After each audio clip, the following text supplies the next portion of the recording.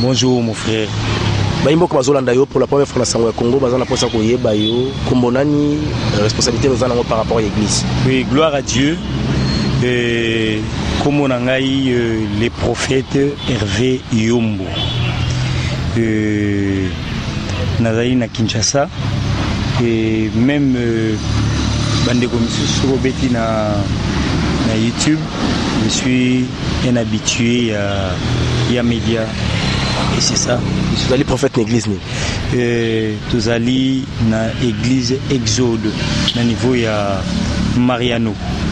Nous sommes les ouvriers du soir, tous en assemblée locale, il y a Exode dans Mariano. Maintenant, Domingue, le lenge toko koba, balobi yo lobela kamingi makambo etali bandoto.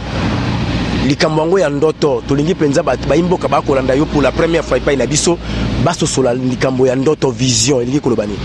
En fait, songe ezali l'une des canaux ou l'un des canaux Nzambe asolola na bana ya bato parce que mutoko komona Nzambe te azala na bomoi et c'est comme ça Dieu dans sa souveraineté a bongisa ozali bandoto et c'est comme ça moni sokotangi Job chapitre 33 les versets 14 et verset 18 babi cependant Dieu parle tantôt d'une manière tantôt d'une autre et parmi les canaux il y a communication Nzambe. Et vous allez même voir, il y a plusieurs émissions dont nous avons réalisé. Et par rapport à ça, c'est comme ça, vie réclamation Basengi. Et cette fois-ci, nous allons parler cela à long et à large avec vous. Et nous allons parler plusieurs étapes parce que Bandoto Eza est belé. Et puis, étape Bandoto Eza est belé. Eza Nandoto Mutalali Azolota. Eza pe Nandoto Mutalali Azolota Za Nakati Ndoto. Vous comprenez un peu. Il y a la zolota, mais na kata ndoto zolota lisusu. Et c'est ça aussi un sujet où il faut te développer na bananzambe. C'est très important. Maintenant mingi lelo oyo baimboka bakosimba nini si par exemple la tobito parler sur bandoto. Ce qui motala la loti ndoto était amoni bambuma. Bolimbo la kabandoto to pe ndoto yemo kwa za révélation na kata ba révélation. Non, to limbo la kabandoto. Pourquoi? Parce que si vous avez dit révélation, on n'aurait dit pas besoin de recourir à l'interprétation. Et c'est comme les rois, les pharaons, à une doto, du temps de Joseph, mais il a besoin qu'il va interpréter les doto à l'hôtel. Tout le monde même a Belshazzar, tout le monde a Nabucodonosor. Donc vous voyez qu'à l'autre doto, mais il a besoin qu'il va recourir à l'interprétation. Alors, recours à l'interprétation, et ça, les Kambouya, dans mon cas particulier, nous avons appelé Sibato. Parce que tout le monde ne peut pas interpréter les songes. Et c'est ça nakati, il y a particularité Nzambe à Pesiba na Bato. Et c'est ça. Le lengembo qu'on a vu sur Kotambola, parmi les 5 ministères, on l'appelle ça Bino Basalinaye, ministère évangélique, apôtre, docteur, pasteur et puis prophète. Nalingina omekano ko simbo mwelo ko moke etali Bino Basakoli. Ministère ya prophétie, na don ya prophétie, eze loko moko to pesa na bokeseni. Ministère, il y a prophétie, il y a prophétie, il y a deux choses différentes. Mais sauf qu'il y a une particularité, le mystère de la prophétie, et c'est le que Nzambe a pessi Moutou à exercer pour toute la vie. Et qu'on katana.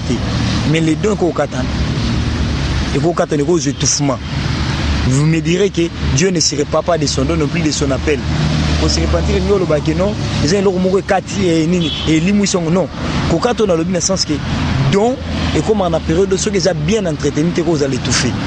Mais par contre les ministères éthiques actifs jusqu'à la fin des jours. Et c'est de là que Monique Babike et la beauté est vaine, la grâce elle est trompeuse. Les dons ils en étaient grâce, c'est qu'on peut appeler. Au moutoko ko exerçango et raison entretenir en malam. Je peux donner un exemple. Vous pouvez être une belle fille, un bel homme, mais du moment où tu ne t'as traité pas bien, beauté n'est qu'au fané. Mais ça carayou. Mais par contre, ministère éthique à la carabon. Et nous n'a raté, et Zulu karaté.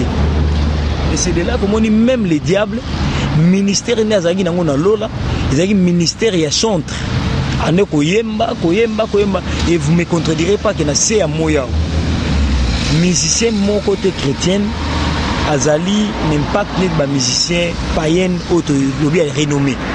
Vous verrez apparemment bazala toujours dans l'événement où il est qui musicien chrétien. Pourquoi? Parce que ça par rapport à ministère au bazo exercer mingi entre guillemets basali ba pacte na molili par rapport à tata na bango satana. Quel est maintenant l'impact d'un prophète? C'est d'avoir le ministère prophétique ou d'avoir les dons de la prophétie?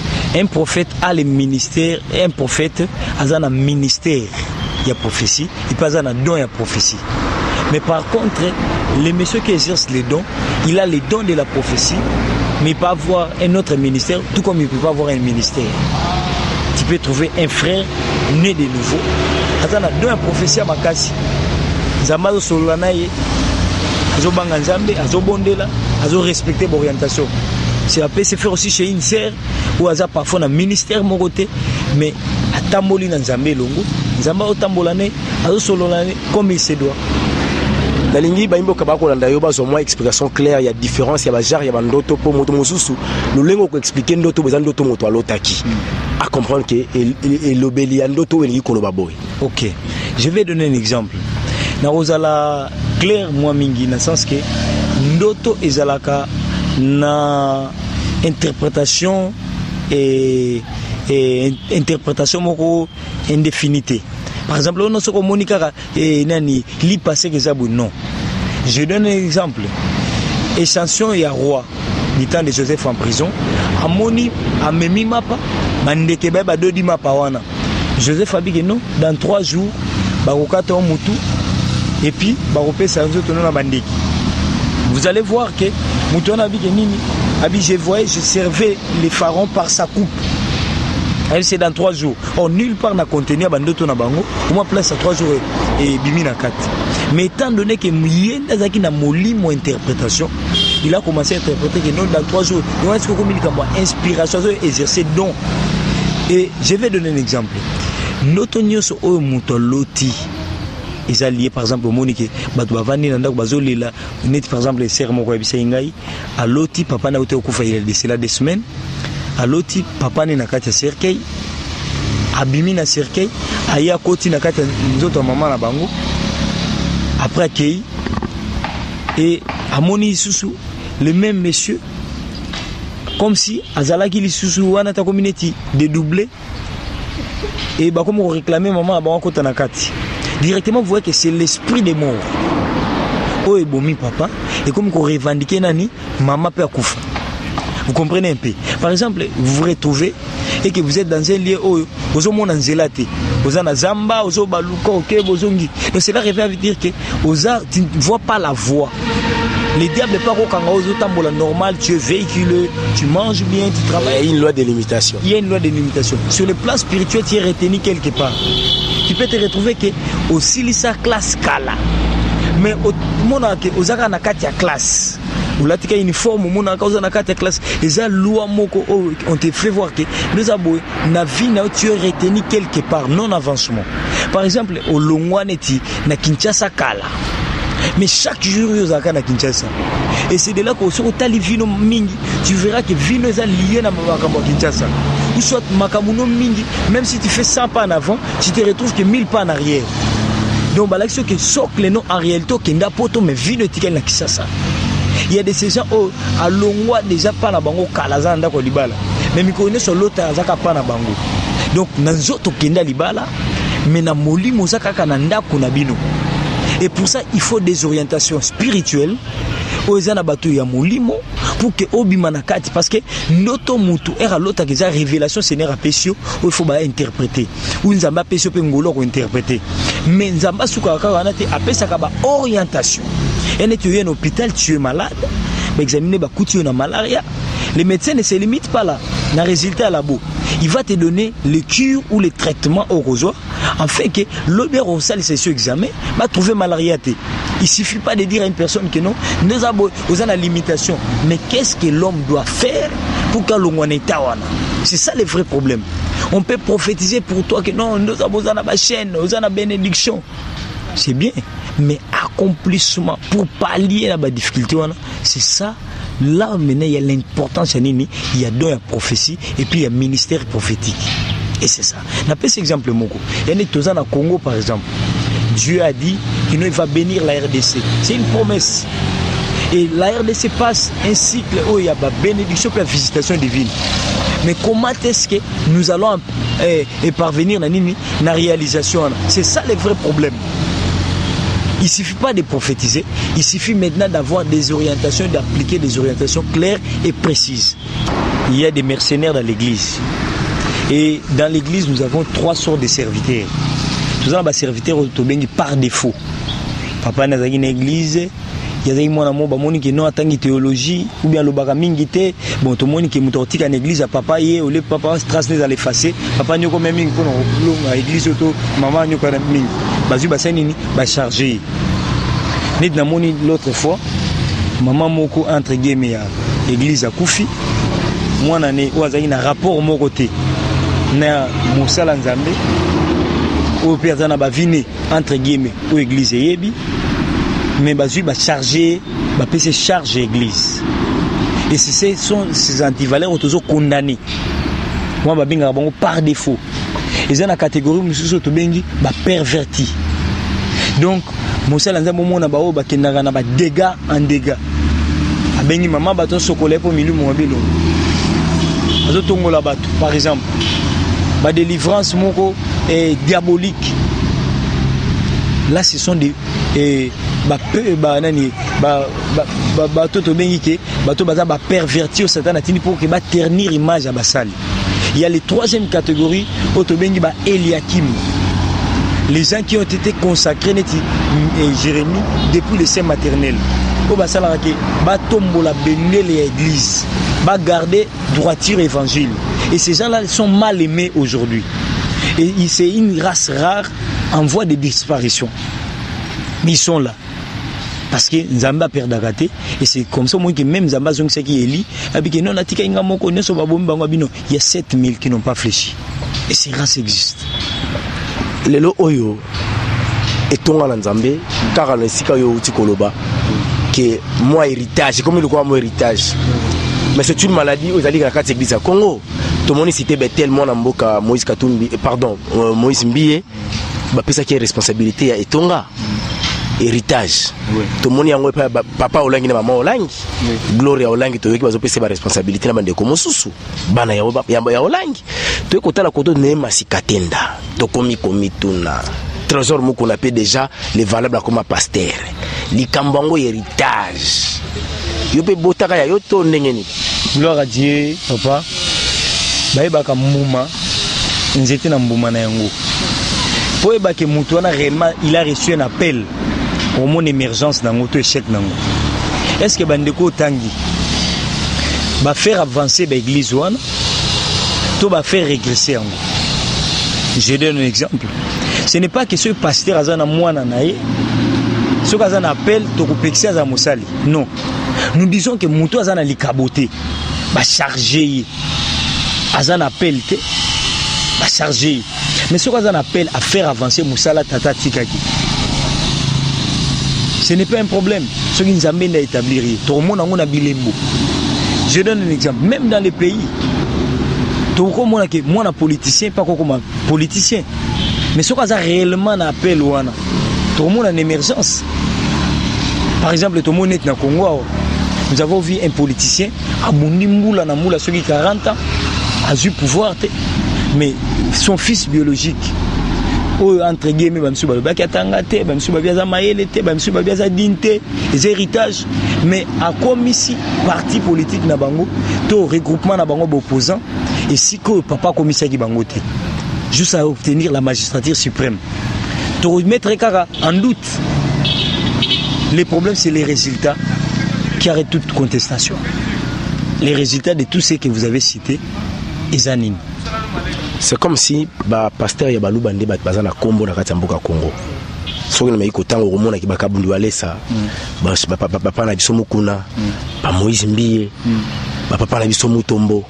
To komona ki kaka ba pasteur balu bande bana renommé likambango ezanenyi. Non là c'est peut-être dans un regard moko. Je donne un exemple. Il y a le pasteur Marcelo à Mouloubate. On est un cas exceptionnel, ba komi 5 té, tangila nga 5. Il y a par exemple Moussa Aïdi Nabala. Il y a ça Fakala. Au côté il y a ça Kondo pour nani. Bato bana bon ngana ebino grâce stop onction ku fakate. Tokeneti Alpha Lushima. Azana bomoy. Toi, on a battu papa Nkelani. Ils sont vivants. L'évangéliste Kijamina, il est vivant. Il est vivant, elle est vivante, elle était là. Elle a fait un travail que tout le monde a vu. Merci. Tout le monde qui est dans la souka, tout le monde qui est là concernant le miracle, vous avez mon salanzam, vous avez prophète au monde à Kanzamba le Belayo, au pesa un message paix et là Takanzoto, Bayimbo Kapende Basimba Kayango. Makamoto ko monaki dernièrement awa bato ba ko sala ba délivrance. Le niveau de délivrance tingolo bimi moto na lokolo moto azokite. Opération sa cicatrice. Bonzambe to magie.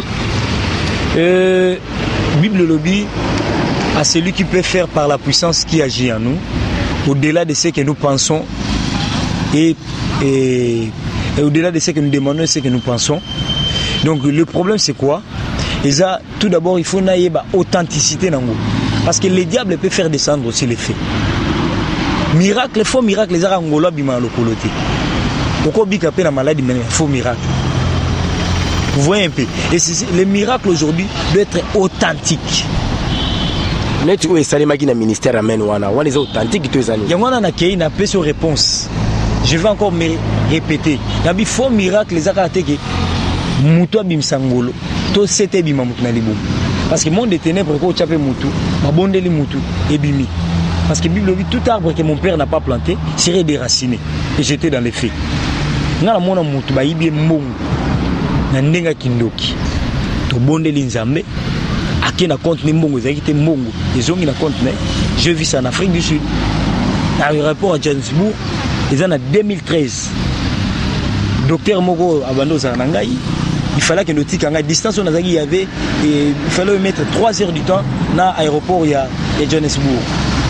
Est-ce que papa ta aucun élément dans la mbongo té mais ba iba nga mbongo na compte na nga na ebité muto ebi nga mbongo ni na bondeli nzambe sivi to ngito ke bino na checker na ATM na tala compte na ngai ake na tala bo akuti mbongo 3 fois ke o abungiseki alors abendi no papa ta makambo na kuti azongi so abendi papa ta makambo na kuti biso to zela kaka parce que feto longo na 9h heure ya Johannesburg potokoma et 12h ou 13h. Alors bon pour que na perdre mbongo wana sote abemisi mbongo wana azela comme benga bato bazana ba nyongo ne mutu monta bidino azai na nyongo na futi. Et vous comprenez pas. Donc ça biblique té. Mais je vis. Alors nzambe ko sala makamu au-delà.